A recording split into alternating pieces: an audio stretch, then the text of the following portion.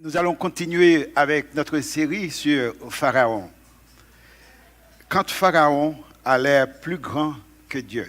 Aujourd'hui, je vais vous parler des moments embarrassants. Il y a des moments tellement embarrassants dans notre expérience avec lui que nous avons parfois l'envie de le corriger. Les disciples l'avaient essayé une fois avec Jésus, n'est-ce pas? Quand au milieu de la foule, Jésus s'arrêta pour demander « Qui m'a touché ?» Embarrassés, les disciples l'ont repris publiquement pour dire on ne pose pas de telles questions quand tout le monde te touche. Évidemment, tout le monde le touchait. Pourquoi dire quelqu'un en particulier m'a touché? Et c'est encore plus embarrassant lorsque Jésus insiste pour dire que quelqu'un m'a touché. Quand visiblement, il le touchait à tous. Par exemple, que pensez-vous? Au milieu de la tempête, Jésus se réveilla pour demander aux disciples, pourquoi avez-vous peur? Pourquoi avez-vous peur? Seigneur, j'ai laissé ma femme, j'ai tout laissé pour te suivre. Ma vie est un danger et toi tu es en train de dormir. Et tu te réveilles maintenant pour me dire, pourquoi est-ce que j'ai peur? Et quelque chose ne marche pas, hein? Il y a quelque chose qui ne marche pas. Ou que pensez-vous? Dans cette situation, les trompettes et les chars de Pharaon approchaient de toute vitesse. Il n'y a nulle part où se tourner. On ne peut pas se tourner à droite, non pas à gauche, on ne peut pas reculer, on ne peut pas avancer. Et Dieu dit à Moïse, pourquoi le peuple murmure-t-il? Que pensez-vous de cela? Pourquoi le peuple murmure-t-il? Seigneur, nous sommes ici avec nos femmes, nos enfants, nos biens. Et Pharaon approche, tu n'as rien fait pour l'arrêter. Et nous sommes en train de paniquer, c'est normal. Comment est-ce que tu peux dire, pourquoi est-ce que je murmure? Là où tu es maintenant, dans ta situation, Dieu te pose la question, pourquoi est-ce que tu paniques? Ces moments ne sont pas seulement embarrassants, ils sont révoltants. Les gens intelligents qui nous regardent se posent la question, pourquoi suivre un Dieu qui n'est même pas capable de voir ce qui est évident pour tout le monde? Tout le monde le voit. Comment se fait-il qu'il ne peut pas le voir? Dieu nous embarrasse parfois par ses actions. Il nous pose souvent des questions gênantes. Mais le pire, c'est quand il nous embarrasse par son silence. Quand Dieu fait silence au moment où on a besoin de l'entendre, au moment où il a besoin de parler. Un de ces moments troublants se trouve en Exode, chapitre 2. Le silence de Dieu devant le massacre des enfants innocents. Des bébés sont en train de mourir. Leur maman criait à Dieu. Le papa implorait Dieu. Dieu n'était nulle part. Et il laissait mourir ses enfants. Des milliers d'enfants sont massacrés chaque jour par Pharaon.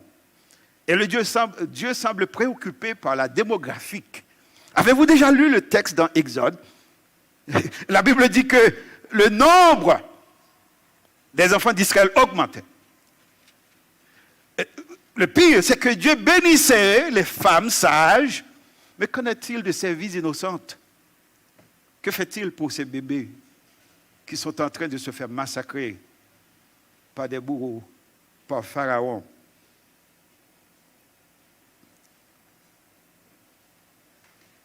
Comment un Dieu tout-puissant et par surcroît un Dieu d'amour peut-il assister à de telles atrocités? Il y en a qui disent que soit Dieu est impotent, ça veut dire qu'il n'est pas capable, il ne peut rien faire, soit qu'il est impotent, ou que Dieu est un psychopathe. Ça veut dire quelqu'un qui s'amuse de voir les gens souffrir. Il a même insisté pour dire qu'on devait cesser d'enseigner aux enfants ces histoires traumatisantes, parce qu'elles elle ne peut pas concevoir un Dieu capable de sauver tout le monde, un Dieu capable d'appeler des millions d'anges, 10 millions d'anges, et qui est resté sur une croix attaché sans rien faire. A subi des coups, des crachats, des injures, et qui reste là, et qui ne fait absolument rien. Elle dit, je ne peux pas suivre un Dieu comme ça, j'abandonne la religion. Et ce qu'elle ne sait pas, c'est que les enfants sont témoins journellement des crimes qui se font autour de nous. Le mal est présent partout, là où sont nos enfants, à l'école, sur la route. Alors, si ils assistent déjà à ce qui se passe, pourquoi les cacher cette vérité pour dire que Christ est mort pour toi d'une mort cruelle? Parce que le jugement de Dieu est Dieu. Il a subi à votre place le châtiment que méritaient vos péchés, le châtiment que méritaient mes péchés.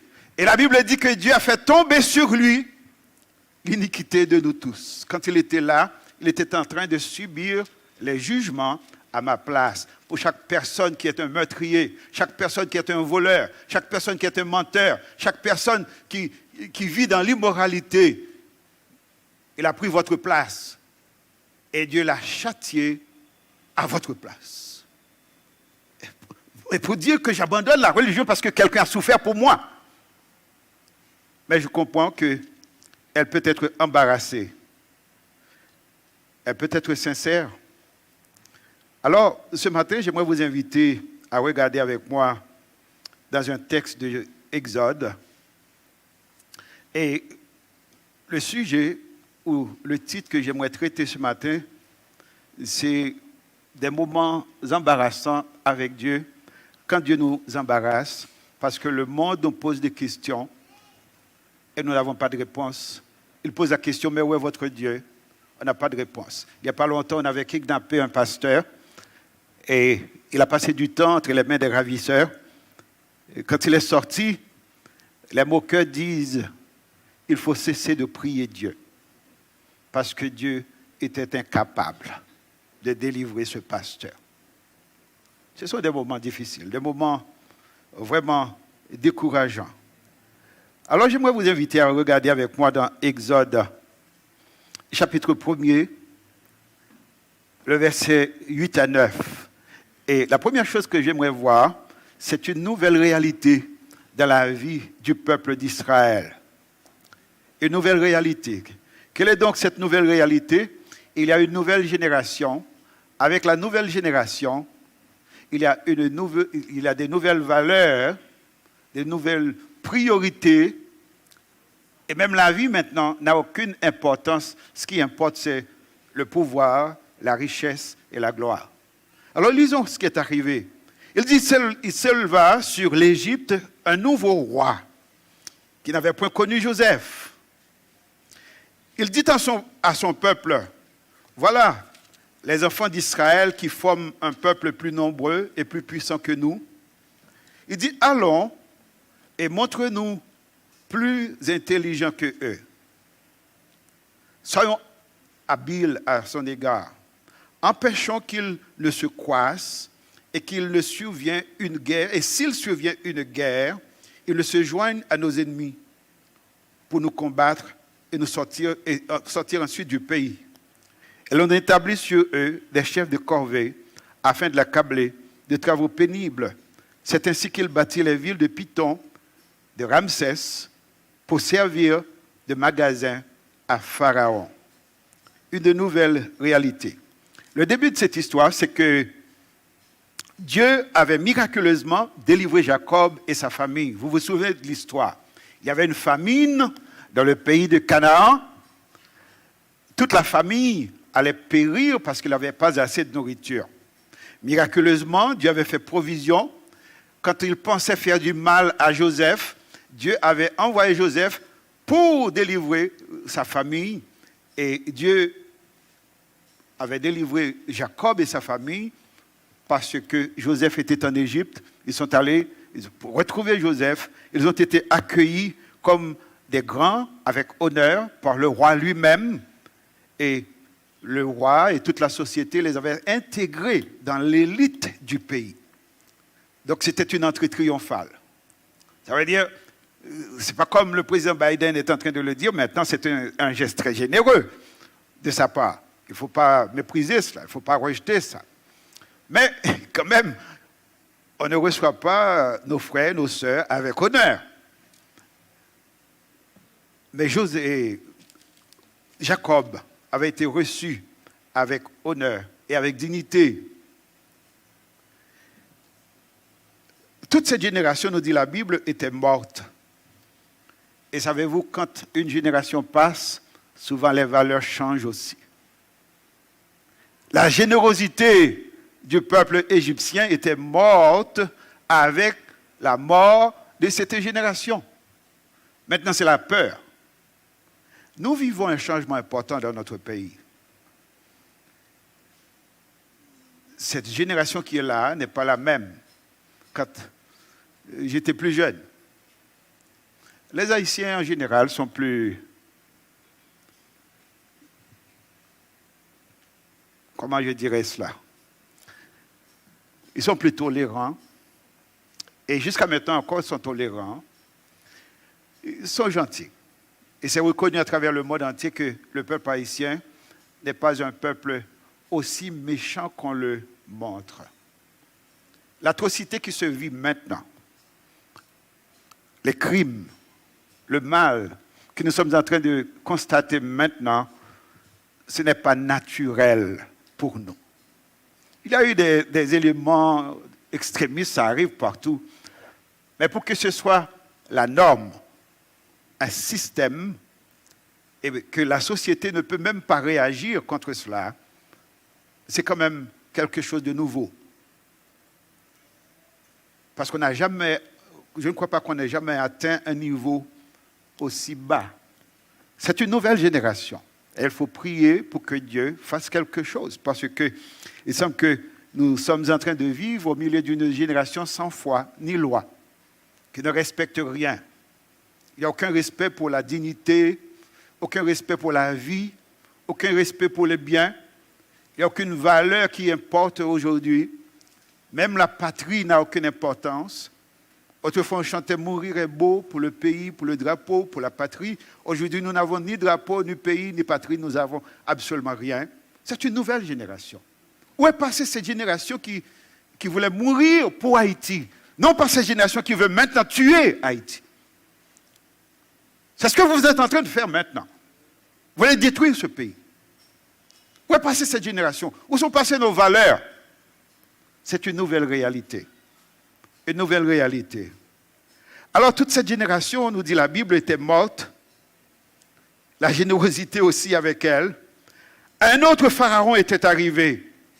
Il a installé une autre réalité, une nouvelle réalité. Ce pharaon avait peur. Et souvent, les gens réagissent par la peur. La peur est un sentiment très puissant qui pousse les gens à faire des choses incroyables. Il avait peur. Il avait peur du nombre des Israélites qui étaient dans son pays. Il a dit, ils sont trop nombreux. S'il y a une guerre, s'il y a une attaque, ils vont se joindre à l'ennemi et ils vont nous tuer. Nous sommes minoritaires dans notre propre pays, c'est ce qu'ils disent. C'est ce qu'ils disaient. Alors il faut faire quelque chose. Maintenant, ils vont essayer de maîtriser, de neutraliser ce peuple par l'aliénation d'abord, les isoler, donner de mauvaises images de ce peuple, les diaboliser pour que lorsque le mal arrive, tout le monde l'accepte. Et dans notre cas, ça fait longtemps qu'on fait ça. Hollywood a fait toute une vie sur nos dos pour montrer que c'est le pays le plus sale, le plus laid, le plus méchant, le plus pauvre. Nous sommes le plus bas des plus bas. C'est ce qu'ils nous donnent comme image. Et maintenant, qu'est-ce qui nous arrive? Le monde nous regarde et dit, mais c'est ce qu'ils sont, hein? C'est ce qu'ils sont. C'est ce qu'ils méritent. Ce n'est pas vrai. En 2001, Nations Unies avait fait une enquête pour déterminer si la violence en Haïti était pire que ce qui se passe autour de nous. On a analysé les crimes par 10 000 têtes de personnes.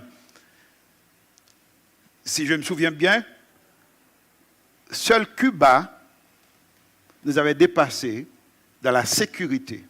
Ça veut dire Jamaïque, la République dominicaine, les États-Unis, le Canada étaient tous en avant de nous par nombre de crimes, et nos petits crimes n'étaient rien à comparer avec les crimes qui se passaient aux États-Unis, à ce qui se passait au Canada. Nous n'avons pas d'armée, pas de police, pas de caméras, même pas de feu de circulation. Eh bien, notre société était moins violente que les États-Unis avec son armée, avec ses soldats, avec sa police, avec tout. Et la conclusion était que le monde doit changer son image d'Haïti. Haïti n'est pas ce pays violent dont on fait la promotion partout pour dire que c'est un peuple violent.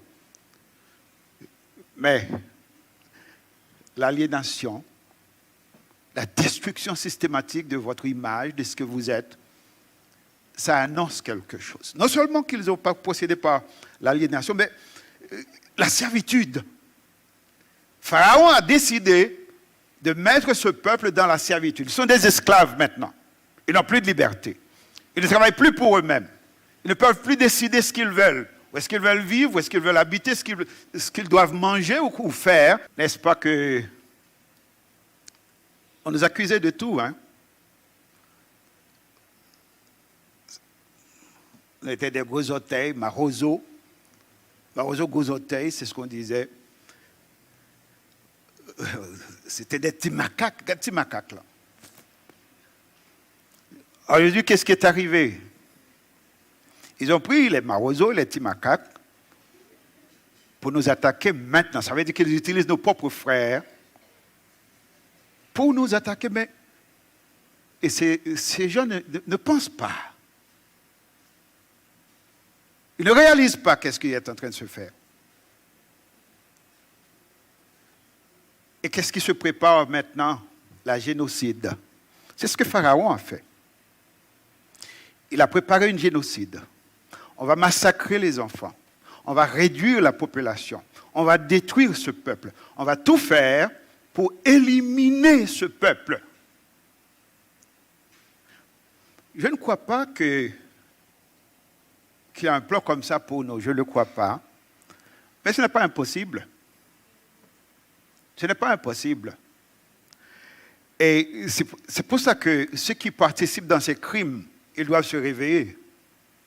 Pour dire que ce que je suis en train de faire, quelle est cette main qui est en arrière de moi qui me pousse à le faire? Et quel est l'objectif principal de ces personnes? Qu'est-ce qu'ils veulent atteindre comme objectif? C'est la destruction totale ou la disparition totale de qui vous êtes. Pharaon l'a fait et il a utilisé les propres frères hébreux pour détruire leurs frères. Haïtiens, réveillez-vous. Que ce soit pour l'argent ou parce que vous avez été blessé, vous voulez blesser aussi. Nous avons quelque chose de plus précieux que ça, ensemble, qui s'appelle Haïti, et nous sommes frères. Nous devons nous réveiller. Mais, savez-vous, la génération avait changé, la génération était morte, mais Dieu n'était pas mort. Et je veux vous dire aujourd'hui que Dieu n'est pas mort. Peu importe ce qui se prépare, peu importe ce qui se fait, peu importe ce qui a changé, Dieu n'est pas mort. Dieu est vivant. Et parce que Dieu est vivant, il a de l'espoir. Voilà pourquoi cette année, nous avons choisi comme thème principal pour l'anniversaire de notre Église, regardons l'avenir avec assurance. Ne regardez pas ce qui se passe maintenant, mais regardons l'avenir avec assurance parce que notre Dieu est vivant. Il n'est pas mort. Il n'est pas mort. Il est vrai que la génération, la bonne génération, les gens généreux, ils étaient morts, ils sont morts. Mais Dieu n'est pas mort, Dieu est encore vivant. Et parce que Dieu est vivant, il y a de l'espoir. Si vous voulez bien, j'aimerais vous inviter à regarder cette nouvelle réalité avec moi. Regardons dans Exode, chapitre 2, le verset 23 à 25. Longtemps après, soulignez cela. Et qu'est-ce que ça veut dire longtemps après? Ça veut dire qu'ils ont resté longtemps dans cette situation-là, dans l'humiliation, dans la servitude, dans la misère. Et Dieu n'était pas présent pour rien faire, pour rien dire. Et maintenant, il est dit longtemps après,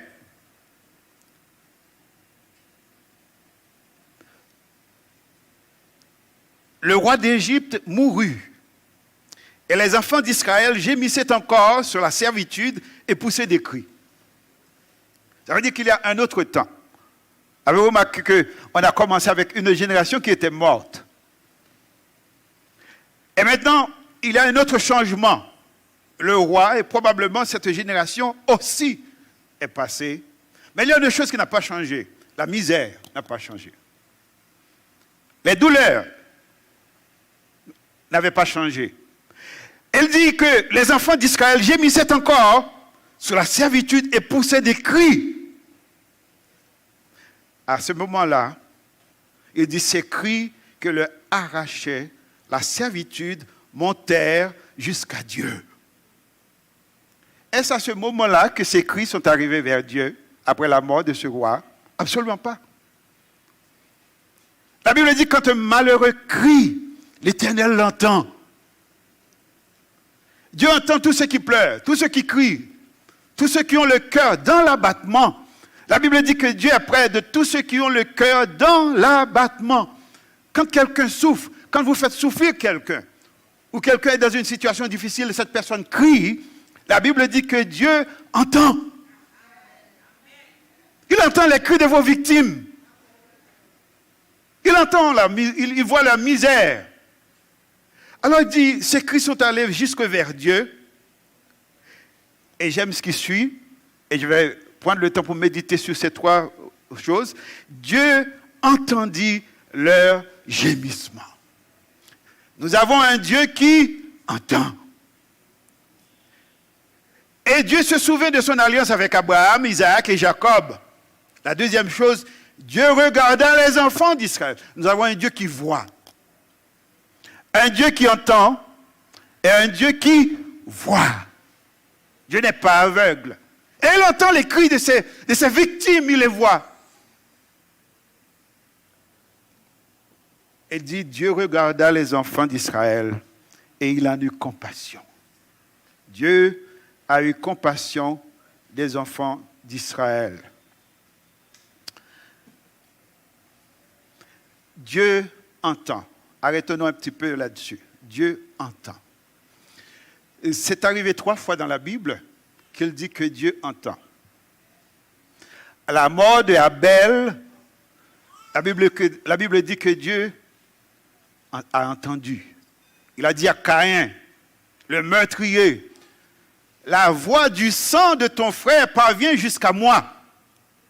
Le sang des innocents crie vers Dieu et demande justice. Et Dieu entend ces cris. La deuxième fois, c'était pour la ville de Sodome et de Gomorrhe. Il y a eu tellement de méchanceté, tellement de mal. La Bible dit les cris de la ville de Sodome étaient arrivés jusque vers Dieu. J'avais entendu le gémissement des victimes, les femmes qui se faisaient violer, et les hommes aussi se faisaient violer à Sodome et Gomorrhe. Parce que lorsque les anges sont arrivés, ces messieurs sont allés auprès de Lot pour dire, eh bien vous avez de nouvelles personnes, faites-les sortir parce que nous voulons, je n'ose même pas le dire, mais vous savez ce qu'il allait faire, violer ces hommes. Et Lot, encore pire que ces messieurs, parce qu'il habitait parmi eux, parfois les mauvaises compagnies corrompent les bonnes mœurs. Il a dit à ces hommes, écoutez, j'ai 2 filles qui n'ont jamais connu d'homme. je vais les faire sortir, vous pouvez les violer. Vous pouvez imaginer un père qui arrive à un niveau qui pouvait assister le viol systématique de ses filles. Vous pouvez imaginer cela. Un parent qui offre ses enfants à ces bêtes sauvages pour les violer. Il a dit non, ne faites pas du mal à ces hommes, voici mes filles. Voilà le niveau si bas où était arrivé cet homme. Et là où nous sommes aujourd'hui, nous sommes capables d'assister à n'importe quoi. Cela ne nous dérange pas. Nous sommes en train de mourir à petit feu. Parce qu'il y a des choses qui doivent nous déranger. Il y a des choses qu'on ne peut pas voir, qui doivent nous révolter, qui demandent une réaction de votre part. Et souvent on se pose la question, pourquoi est-ce que Dieu ne fait rien?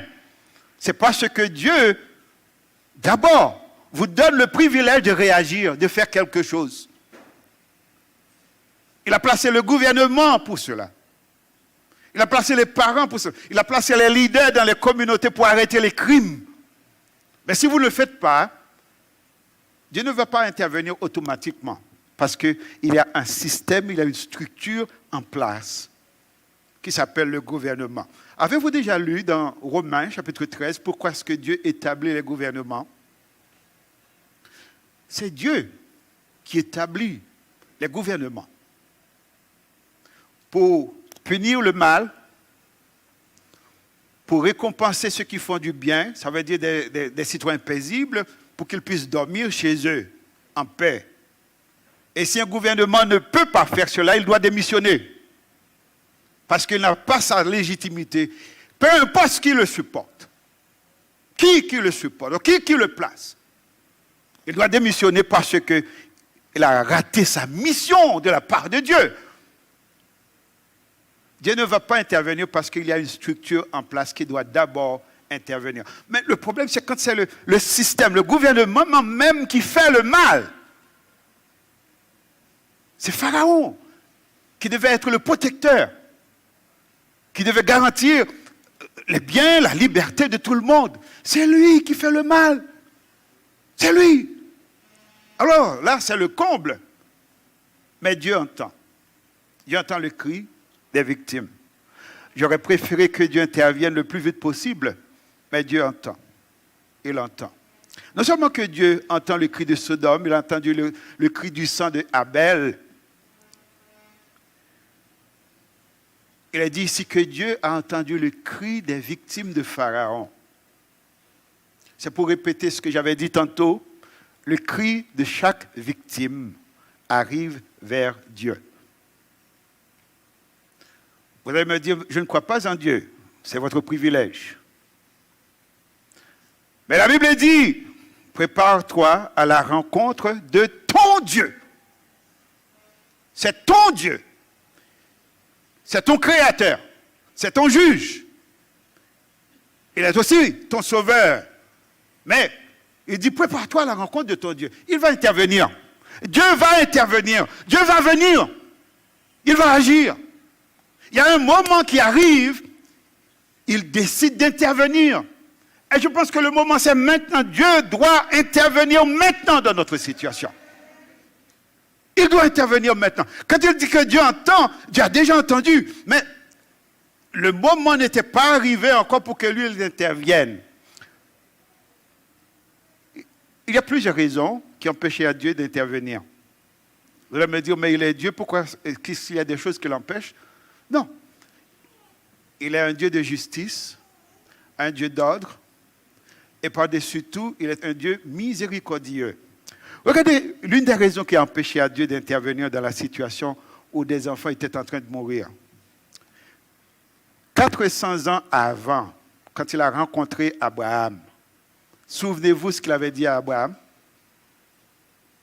Elle a dit à Abraham, je vais te donner un pays, je vais te préparer un peuple et te donner un pays. Mais sachez bien que tes enfants, Abraham, les enfants d'Israël, seront esclaves dans un pays étranger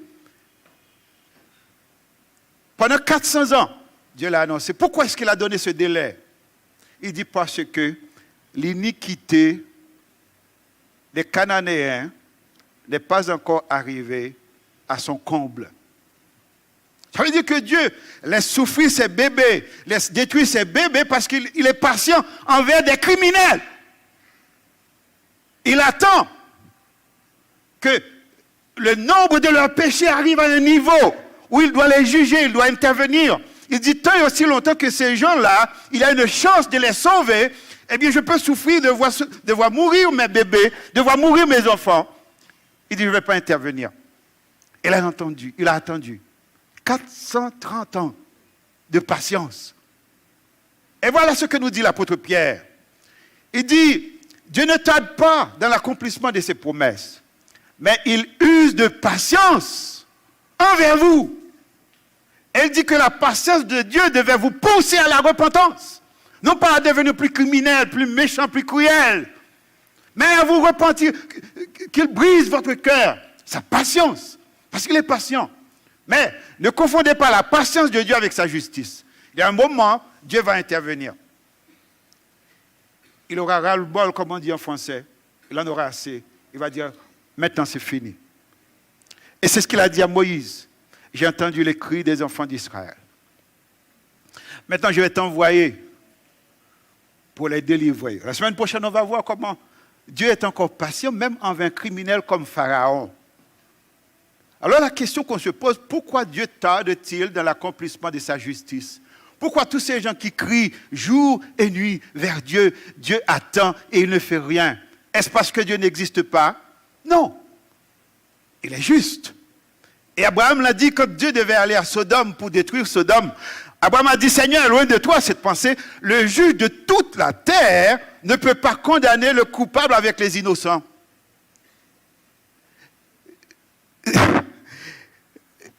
Et il a prié, il a intercédé. Pour la première fois dans la Bible, quelqu'un a intercédé pour un autre. Il a dit, Seigneur, ne détruis pas la ville. Abraham savait la méchanceté qu'il y avait dans cette ville. Parce que son neveu vit dans cette ville. Il le savait. Mais il a intercédé pour ces criminels. Il a intercédé pour ces homosexuels.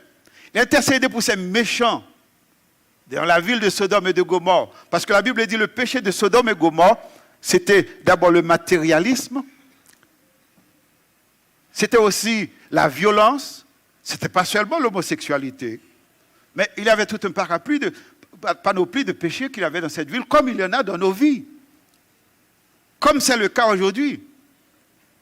Et Abraham a intercédé pour ces méchants, pour ces pécheurs, pour ces criminels. Et Dieu a entendu Abraham. Il a dit, si je trouve 50 villes dans cette ville, je vais retenir mon jugement, je ne vais pas détruire la ville. Abraham a dit, mais peut-être qu'il manquera 5. Dieu a dit, s'il y a 45, je vais sauver la ville pour 45. Abraham a intercédé jusqu'à arriver à 10. Dieu dit, pour 10 personnes, je ne détruirai pas la ville. Abraham a dit, je le savais. Le juge de toute la terre doit juger avec justice. Il ne va pas condamner les innocents avec les coupables. Et Dieu a attendu 400 ans avant d'intervenir dans la situation pour délivrer son peuple des mains de Pharaon. La troisième chose qu'on voit dans ce passage, non seulement que Dieu entend, non seulement que Dieu a compassion, non seulement que Dieu voit, mais Dieu a compassion. Dieu est un Dieu de compassion. Et c'est cette compassion qui fait que Dieu devient patient envers moi, qu'il est patient envers toi, qu'il est patient envers nous, même quand je suis méchant, même quand je ne suis pas bon, même quand vous êtes qui vous êtes, Dieu a compassion de vous. Et j'aime ce que la Bible dit, Dieu ne désire pas la mort du méchant. Dieu ne désire pas sa mort. Parce qu'il est son Père aussi. Il est son Père, il aime comme il m'aime. Il veut lui donner les mêmes chances qu'il m'avait données. Et vous allez me dire, mais Dieu attend que ces messieurs se convertissent, qu'ils soient sauvés. Et pendant ce temps, des familles sont en train de souffrir parce que Dieu attend pour offrir le salut à ces criminels. Mais quel Dieu ferait cela? C'est mon Dieu. C'est mon Dieu. Je peux ne pas être confortable avec lui. Vous pouvez ne pas être confortable avec lui. Mais c'est le seul qu'il y a. Il n'y a pas d'autre Dieu que lui. Il n'y en a pas d'autre. Il est le seul Dieu qui existe. Il est vivant, il entend, il voit, mais il n'intervient pas toujours au moment où j'aurais aimé qu'il intervienne, parce qu'il a compassion. Et la Bible dit, non, les bontés de l'Éternel ne sont pas épuisées. Ses compassions ne sont pas à leur terme. Elles se renouvellent chaque matin. Pour moi, qui prie, mais pour ceux qui ne prient pas, pour chacun de nous. Alors il y a quelqu'un qui a dit, si c'est ça le Dieu, j'en veux pas. J'ai besoin d'un Dieu qui va agir et qui va agir vite. Si Dieu ne juge pas rapidement le mal, je ne veux pas ce Dieu-là. Et Salomon le dit, quand il n'y a pas de punition rapide pour le crime, quand il y a un crime, s'il n'y a pas une punition exemplaire pour ce crime, Salomon dit, les méchants vont se multiplier. La criminalité va augmenter parce que les gens vont voir qu'il n'y a aucune conséquence à faire du mal. Amis, si Dieu est patient, il est aussi juste. Et vous allez voir, lorsqu'il va intervenir, non seulement qu'il va demander à Josué d'exterminer même les bébés de ce peuple cananéen, pour qu'il avait pris patience pendant 400 ans. Il dit à Josué, ne donnez pas la vie même aux bébés. Et il y a des gens qui disent, mais c'est un Dieu cruel. Ils n'ont pas vu sa compassion, ils n'ont pas vu sa patience pendant 430 ans. Pour laisser souffrir ses propres enfants, son propre peuple. Pour donner une chance à des criminels, à des méchants. Et quand le jugement est arrivé, il dit, maintenant, il n'y a aucune miséricorde, c'est fini. Il faut détruire les femmes, les enfants, les maisons et tout. Il faut tout brûler. Mais c'est le jugement. C'est le jugement. Et de la même façon, j'aimerais vous aider à voir comment Dieu était resté passif pendant que Jésus était en train d'être insulté, maltraité et tué. Il n'a rien dit. Pourquoi? À cause de moi, à cause de vous. Pour vous et pour moi. C'est ce que la Bible dit. Quand Christ était mort à la croix, le jugement de Dieu est tombé sur lui, non pas sur moi. Voilà pourquoi est-ce que nous pouvons avoir maintenant au moins 2000 ans de grâce. 2000 ans de grâce. Et les hommes méprisent cette grâce. Un jour, cette porte sera fermée et le jugement viendra. Avez-vous déjà lu le livre de l'Apocalypse? Ce qui s'en vient. Parce que Dieu est patient maintenant. Il a donné les enfants d'Israël pour sauver le peuple cananéen. Et le peuple n'a pas saisi l'opportunité. Il a donné Jésus pour vous sauver. Vous devez saisir cette opportunité. Parce que quand vous rejetez la miséricorde, le jugement viendra. Le jugement viendra. Alors, ce matin, j'aimerais dire, d'abord, à chacun de nous, de ne pas se tromper sur Dieu. Il est le juge de toute la terre. Il est miséricordieux, mais il est un Dieu juste. Ne vous amusez pas dans le péché. Ne prenez pas plaisir au mal si vous êtes un méchant. Ne prenez pas plaisir au mal. Parce que le jour viendra, la Bible dit, Dieu demandera compte, même pour les paroles mauvaises que vous prononcez contre une personne. Pouvez-vous l'imaginer? J'ai ici à parler, messieurs. J'ai ici à parler. Dieu va demander compte pour chaque parole que vous avez prononcée contre une personne. Chaque tripotage, vous fait bon Dieu demander compte pour ça. Demandez compte. Ne vous amusez pas dans le mal. Et je dirais au Pharaon, Vous nous avez dépouillés de toute notre dignité d'homme. Et maintenant, vous armez nos frères pour nous détruire. Dieu entend. Dieu voit. Et Dieu, c'est maintenant Dieu aura compassion pour nous. Il interviendra. Et quand il va intervenir, il va nous délivrer. Je dirais au bourreau, souvenez-vous, à ces hommes qui sont révoltés parce qu'ils pensent que la société les a oubliés. Je dirais ceci. Vous avez des frères, des parents qui se sacrifient à l'étranger et qui vivent des situations d'esclaves pour vous donner à manger, pour vous envoyer de l'argent, pour payer votre loyer, pour vous donner une éducation, pour vous donner des habits. Au lieu de faire quelque chose avec votre vie, vous les empêchez de venir dans leur pays. Vous les empêchez de vivre.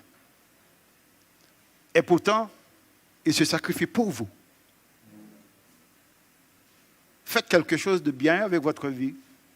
Il y en a qui s'étaient sacrifiés pour vous donner ce pays. Souvenez-vous d'eux. Mais pour nous, les enfants de Dieu qui souffrent, je vous dis, Dieu ne vous a pas oublié. La Bible dit, soyez patients dans l'affliction, persévérez dans la prière. Pourquoi persévérer dans la prière? Parce que chaque parole que tu dis, Dieu l'entend, Dieu prend. Et la Bible dit qu'il y a devant le trône de Dieu un vase rempli de parfums. Savez-vous qui sont quelle est cette odeur de parfum? La prière des saints.